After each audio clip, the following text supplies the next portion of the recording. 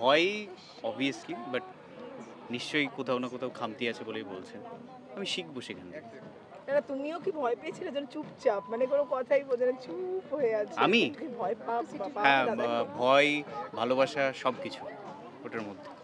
আর একজন আছে ক্লাউড নাইনে নাকি না, সি ডিজার্ভ দ্যাট। আমি প্রথম থেকে বলেছি সি ডিজার্ভ দ্যাট। কি বলবে না আমার আজকে আমি বলা করার বাইরে, তাই না? হ্যাঁ। এত কষ্ট Happy করে moment তো করার একটা। পরে এতটা পাওনা, সত্যি আমি ব্লেসড।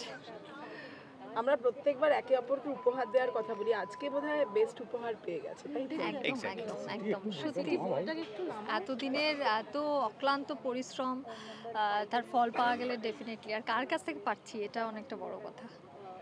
এক বছরের সেলিব্রেশনে প্রচুর খাওয়া দাওয়া, কোনটা বেশি খাওয়া হলো একটু শুনি নাকি আজকে ডায়েট? ওই যে শুনলাম কানে আমার পেট ভরে গেছে তাই একদম।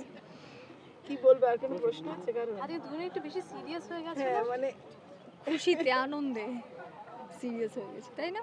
হ্যাঁ, we are emotional happy. Outburst হচ্ছে নাকি? একদম ছোট্ট ভীষণ একটা ভাবে। প্রপোজ। কাকে? একবার এখনো? বলছে গান গাও, এখন অনেক হয়ে গেছে, বিবাহিত এখন সব পচে গেছে, বিবাহিত আর কোনো জীবন তো। প্রপোজ টপোজ না।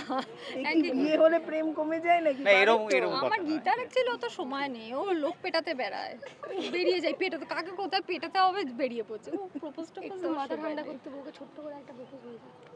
ছোট্ট ছোট্ট করে 2 লাইন আবার বলবো? বলে দাও বলে দাও। I love you. Thank you Swastik বাবু। থ্যাংক ইউ সবাই।